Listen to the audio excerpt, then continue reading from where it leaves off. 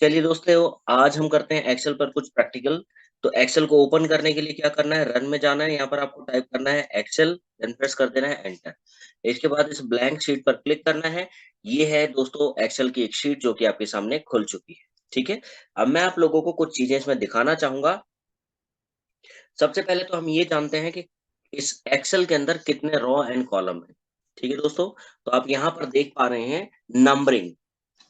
यहाँ पर क्या दिखा रहा है, 10,48,576 रॉ एंड 16,384 कॉलम्स।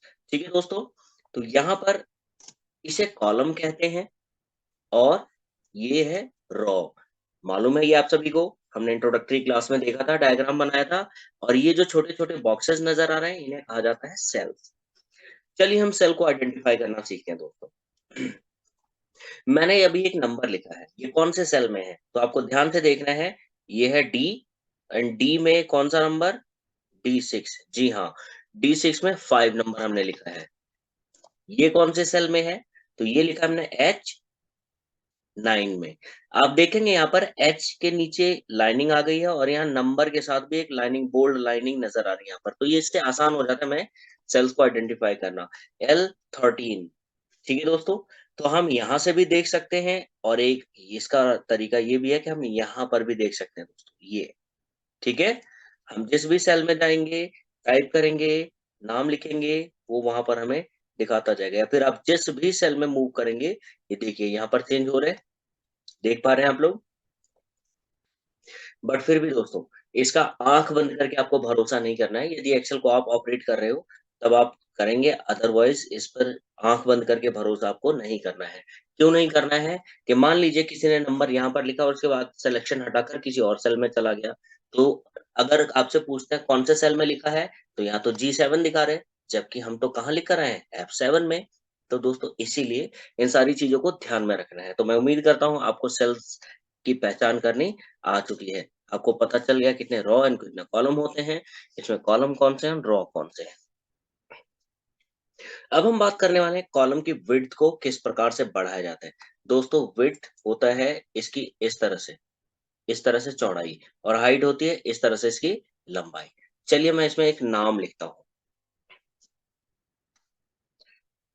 मैंने एक नाम लिखा इसमें, जैसे अभी हम मान लेते हैं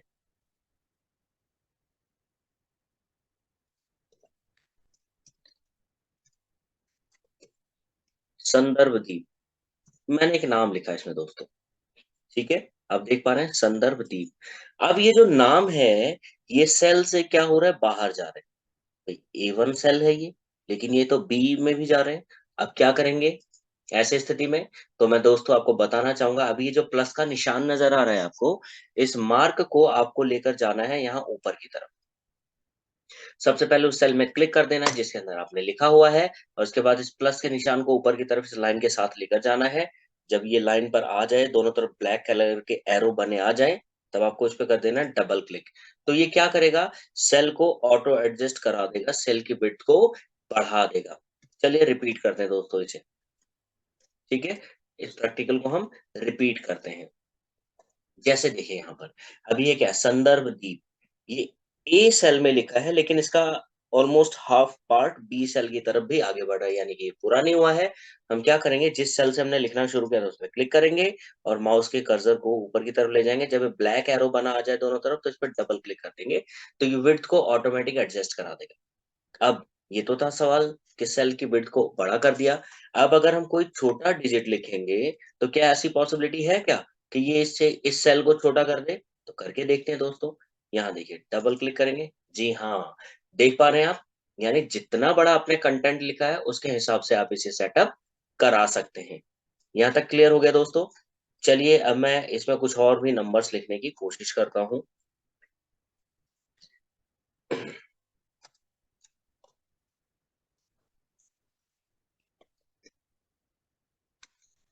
मैंने इसमें लिखा 1250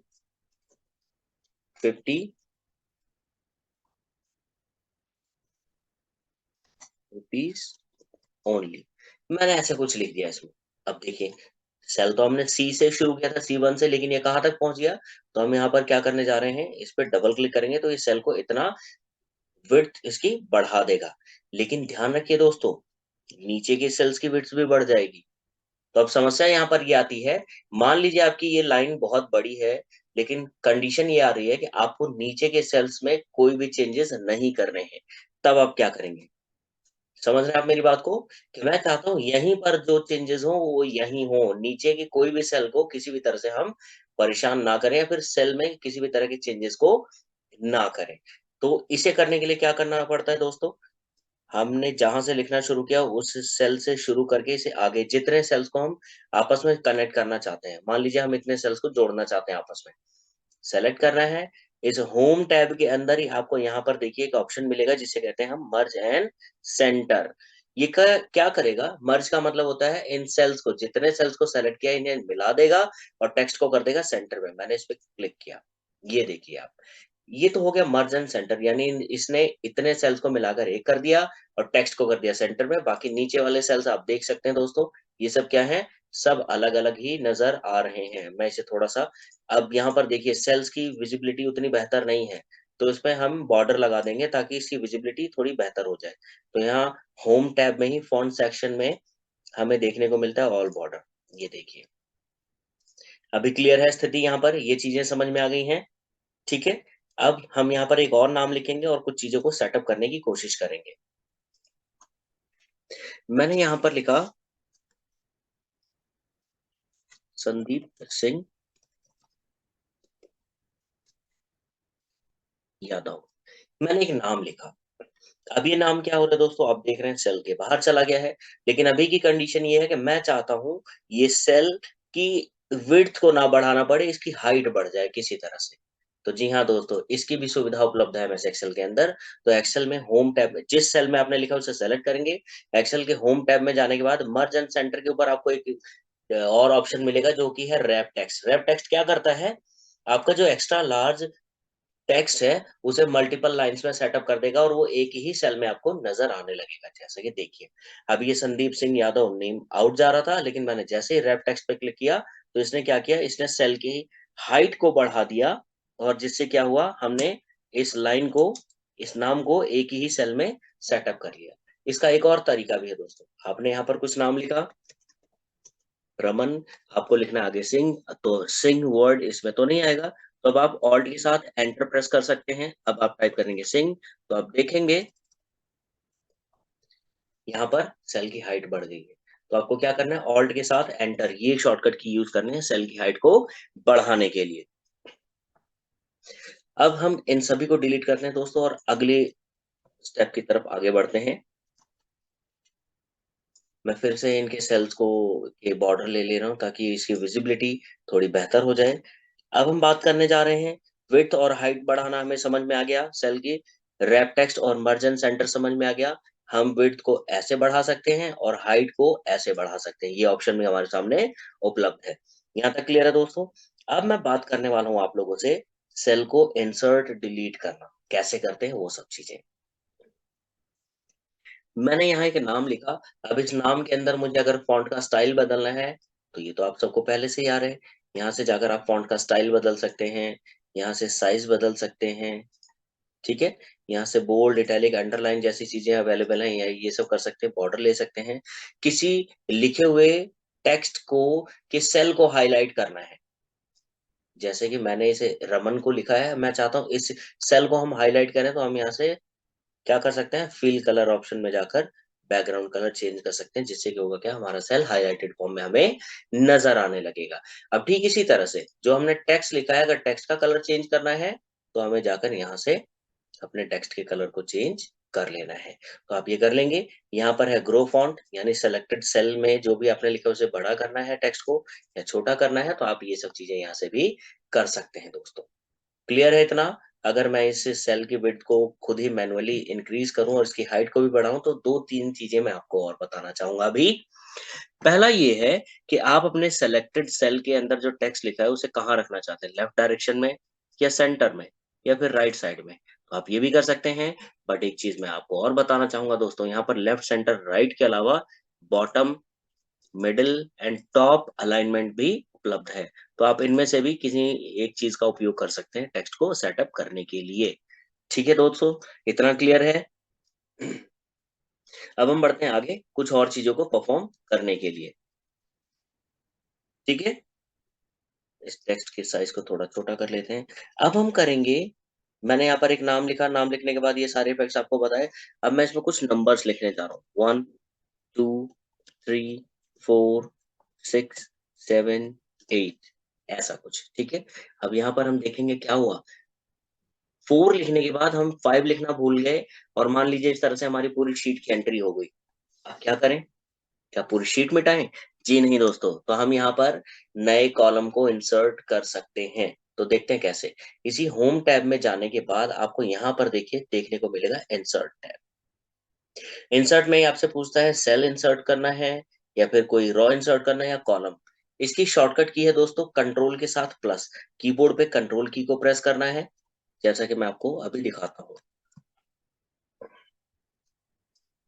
कीबोर्ड पे कंट्रोल यहाँ पर भी है, कीबोर्ड पे कंट्रोल यहाँ पर भी है। इस कंट्रोल के साथ इस नम लॉक की तरफ, न्यूमेरिक कीपैड की तरफ माइनस का निशान होगा, वो की आपको प्रेस करनी है, जैसा कि मैं अभी कर भी रहा हूँ। यहाँ पर 4 के बाद 5 आना था, लेकिन 6 आया, तो 6 वाले सेल को सेलेक्ट करना है। कंट्रोल के साथ प्लस करेंगे हम दोस्तों। माइनस होगा डिलीट करने के लिए, प्लस करेंगे इंसर्ट करने के लिए। प्लस किया, अब यहाँ पर देखेंगे एंटायर कॉलम। क्या इंसर्ट करना है आपको? एंटायर कॉलम, यानी कि पूरा का पूरा नया कॉलम ही चाहिए, तभी तो हम 5 लिखेंगे ना। तो यहाँ से हमने ऐसे क्लिक किया, ये देखिए ब्लैंक सेल आ गया। अब हम इसमें आसानी से लिख सकते हैं 5। यही काम अगर आप ग्राफिकली यहाँ से करना चाहते, तो ये यहाँ से भी हो सकता था। कैसे? जहाँ पर 6 लिखा उस सेल को सेलेक्ट किया, इंसर्ट में गए, इंसर्ट शीट कॉलम, इस पे क्लिक किया, ब्लैंक सेल आ गया। अब आप यहाँ पर नंबर लिख सकते हैं। मैं कुछ और नंबर्स की एंट्री कर रहा हूँ, ताकि आपको एक दो चीजें और मैं दिखा पाऊँ। देख पा रहे हैं आप लोग? अब इंसर्ट में कुछ चीजें और समझनी है आप लोगों को। इंसर्ट रॉ, अगर आप इस पे क्लिक करेंगे, तो ये देखिए बीच में एक नई पूरी की पूरी रॉ आ गई। अब एक और चीज, यहाँ पर सेल को समझने में थोड़ा सा आपको ध्यान देना पड़ेगा, क्योंकि रो एंड कॉलम तो इंस्टेंट आप ऐसे ही ले सकते हैं, लेकिन इंसर्ट सेल में जब आप जाएंगे, तो ये आपसे दो सवाल पूछेगा। शिफ्ट सेल डाउन, अभी आपने इस 5 नंबर वाले सेल को सेलेक्ट किया हुआ है। अगर आपने इस पे सेलेक्ट करके ओके कर दिया, तो ये 5 नंबर वाले सेल को नीचे कर देगा, और इसकी जगह पर एक नया ब्लैंक सेल लेकर आएगा, जैसा कि अभी मैं दिखा रहा हूँ आपको। ये देखिए 5 नंबर सेल नीचे आ गया, और उसकी जगह पर इसने एक ब्लैंक सेल को इंसर्ट कर लिया। अब मैं एक दूसरे डिजिट पर यही चीज दिखाऊंगा, एक दूसरे ऑप्शन के साथ, इंसर्ट सेल। और आप यहाँ पर देखिए क्या कहता है, शिफ्ट सेल राइट, यानी जो सेल आपने सेलेक्ट किया उसे राइट साइड में शिफ्ट करना है। तो यदि हाँ, तो आप इस पर क्लिक करके इसे करेंगे इस प्रकार से एंटर, तो इस तरह से इसे सेल को कर देगा राइट साइड में क्लिक। अब यहाँ पर देखना है दोस्तों, सेल को करना है डिलीट, या रॉ को या कॉलम को। तो हम डिलीट ऑप्शन में जा रहे हैं, सबसे पहले ऑप्शन मैं यूज करूंगा डिलीट सेल्स का। तो यहाँ पर देखिए क्या कहता है, शिफ्ट सेल लेफ्ट। अब मैं जब इस पे क्लिक करूंगा, तो मेरा सिलेक्शन अभी इस सेल में F1 में है। मैं इसे डिलीट करूंगा, तो ये यहाँ से डिलीट होकर राइट साइड वाले सेल को ये लेफ्ट में ले आएगा, क्योंकि यहाँ पर कहता है ना शिफ्ट सेल लेफ्ट। इस पे क्लिक, ये देखिए 6 नंबर को ले आया इधर। अब मैं इस ब्लैंक वाले E1 पे क्लिक कर रहा हूँ, और अब देखेंगे हम इस 5 वाले सेल को ऊपर की तरफ शिफ्ट कराएंगे। दोबारा से हम गए डिलीट पर, डिलीट सेल। यहाँ पर क्या कहता है, शिफ्ट सेल अप, यानी इसे डिलीट कर देगा और इस 5 को ऊपर की तरफ शिफ्ट करा देगा। ये देखिए दोस्तों, तो ये ऑप्शन भी कर लेंगे। अब हम आगे इस ब्लैंक रॉ वाले ऑप्शन में, तो हमें क्या करना है, डिलीट रॉ। ये देखिए दोस्तों, रॉ डिलीट हो गई। कॉलम डिलीट करना है, तो इसी पर गए, हमने कर दिया कॉलम को डिलीट। तो इस तरह से आप सेल को इंसर्ट या डिलीट कर सकते हैं। इसकी शॉर्टकट की मैं फिर से बताना चाहूंगा, कंट्रोल के साथ प्लस करेंगे, तो ये देखिए इंसर्ट ऑप्शन आ रहे हैं। शिफ्ट सेल राइट डाउन, या फिर एंटायर रॉ आपको इंसर्ट करना है, फिर एंटायर कॉलम। ओके किया तो कॉलम आ गया। कंट्रोल माइनस करेंगे, तो यहाँ पर दिखा रहा है डिलीट का ऑप्शन। सेल को डिलीट करना है लेफ्ट साइड में, अप करना है, रॉ को डिलीट करना है, कॉलम का कॉलम। ये देखिए करके देखेंगे आप इन सब चीजों को। तो एक्सेल में अभी तक आप लोगों ने देखा दोस्तों, एक्सेल को ओपन कैसे करते हैं, इसके अंदर wrap text, merge and centre, height and width को किस प्रकार से बढ़ाया जाता है, रो एंड कॉलम को कैसे इंसर्ट या डिलीट किया जाता है। अब हम बात करने वाले हैं इसके अंदर कुछ फॉर्मूले लगाने की, जैसे कि आज हम करेंगे ऐड करना। मान लीजिए यहाँ पर दो नंबर्स है, 2 2, दो नंबर देखें, तो मैं आपको बताना चाहूंगा कि एक्सेल में कोई भी फॉर्मूला जब हम लगाते हैं, तो उसमें सबसे पहले इक्वल्स का मार्क लगाया जाता है। अब मैं यहाँ पर देखना चाहूंगा, ये पहला 2 कौन से सेल में लिखा है, ये लिखा है A1 में, तो इक्वल्स के बाद ये A1 माउस से भी आप क्लिक कर सकते हैं, फिर प्लस का निशान, फिर ये A2 इन दोनों सेल्स को जोड़ना है, प्रेस कर देना एंटर, तो आपका आंसर आ गया 4। ठीक है दोस्तों, आसान था, फिर से करके देखें। मैंने यहाँ पर लिखा 4, यहाँ पर लिखा 4, फिर इक्वल, मैं अप एरो से जा रहा हूँ B1 में, अप एरो से, कीबोर्ड में जो अप एरो है उसकी मदद से B1 में गया, फिर मैंने प्लस का निशान लगाया, फिर मैं अप एरो से गया B2 में। आप देख पा रहे हैं यहाँ पर फॉर्मूला बार में, उसके बाद प्रेस कर दिया एंटर, तो यहाँ पर आ गया आंसर। अब देखेंगे, क्योंकि हमने फॉर्मूला लगा रखा है, अपनी मेन वैल्यू में हम जैसे कोई चेंज करेंगे हमारा आंसर भी चेंज हो जाएगा। तो एक्सेल को दोस्तों इसी फीचर की वजह से इसे इंटेलिजेंट शीट के नाम से भी जाना जाता है। क्लियर है? अब सवाल उठता है कि मान लीजिए ये तो सिर्फ 2 सेल्स को जोड़ना था, तो हमने सेल लिख दिया B1 B2, ठीक है? पर यहाँ पर क्या है, हमने कई सेल्स में नंबर्स को लिखा है। अब क्या करेंगे? सोचिए, सोचिए, सोचो, बताओ क्या कर सकते हैं? जी हाँ, आप में से कुछ बच्चे ये सोच रहे हैं कि अब हम करेंगे equal C1 plus C2 plus C3, इस तरह से कर देंगे। दोस्तों देखिए, ऐसे भी हम कर सकते हैं, लेकिन एक बड़ी बात देखिए, आप किसी भी चीज़ का उपयोग क्यों कर रहे हैं? ताकि आपका काम आसान हो। तो अगर आपको 100 बच्चों के मार्क्स टोटल करने हैं, तो आप तो ये इस तरह से सेल्स लिखते-लिखते ही दिन बिता देंगे। तो हमें ये काम जल्दी करना है, तो अब आपको लगाना है फ़ॉर्मूला, और वो फ़ॉर्मूला क्या है? इक्वल प्रेस करना है आपको, अब टाइप करना है SUM सम, उसके बाद आपको शिफ्ट के साथ ब्रैकेट ओपन कर देना है, या तो आप ऐसे करें या फिर सम लिखने के बाद आप टैब की कीबोर्ड पर, ये देखिए दोस्तों, यहाँ पर है ये टैब की, इसे प्रेस करेंगे। अभी मैं दिखा रहा हूँ आपको। क्लिक यहाँ पर, मैं जैसे टैब की प्रेस करूँगा, यहाँ पर ब्रैकेट ओपन हो जाएगा। ये देखिए दोस्तों, ठीक है?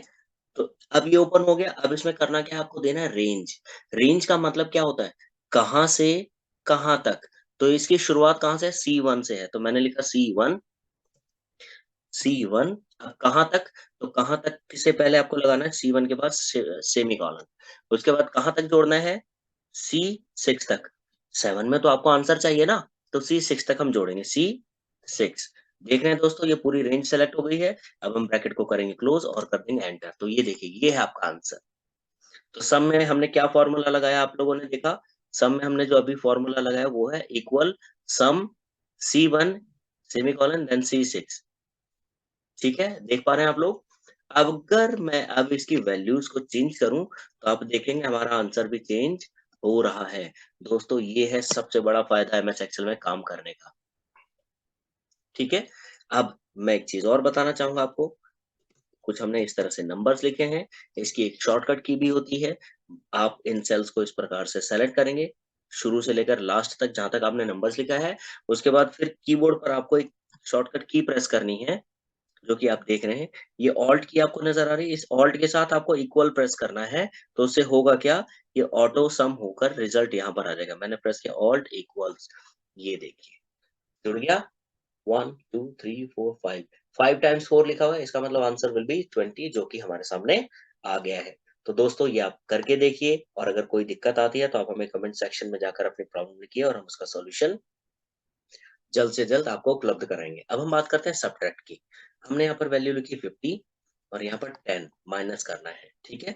तो इक्वल्स 50 कौन से सेल में है? E1 में है, then minus E2, press enter, answer आया 40। अब हमें अगली चीज़ क्या करनी है? हमें अगला काम जो करना है वो करना है मल्टीप्लाई। 10 को 5 से करना है, तो इक्वल F1, मल्टीप्लाई के लिए आपको स्टार वाले मार्क का उपयोग करना है, मल्टीप्लाइड बाय F2, एंटर। तो अभी हाल-फिलहाल ये सिर्फ़ 2 सेल्स में मैं ये करके दिखा रहा हूँ दोस्तों। जब एडवांस एक्सेल का पार्ट शुरू होगा, फिर हम आपको उसमें बताएँगे कि मल्टीपल सेल्स को भी मल्टीप्लाई वगैरह किया जा सकता है। अब लास्ट ऑप्शन आता है डिवाइड करना। 100 को हम डिवाइड करने जा रहे हैं 5 से, इक्वल्स G1, तो ये 100 G1 में लिखा हुआ है, यानी सेल का नाम है G1, देन स्लैश, स्टार के पास में है स्लैश, देन प्रेस करना है G2, इस सेल को, प्रेस एंटर। तो इस तरह से हम 100 को डिवाइड कर देंगे 5 से, तो क्या होगा? आंसर आएगा 5 20। अगर मैं यहाँ पर वैल्यूज को चेंज करूँ, मैंने 10 किया तो देखिए आंसर भी चेंज हो रहा है। मैंने वैल्यूज को चेंज किया तो आंसर भी चेंज हो रहा है। देख रहे हैं दोस्तों? तो अपने इसी फीचर की वजह से एक्सेल को इंटेलिजेंट शीट के नाम से भी जाना जाता है। तो हाल फिलहाल दोस्तों आज के लिए इतना ही। मिलते हैं अगली वीडियो में, तब तक के लिए थैंक यू, बाय बाय।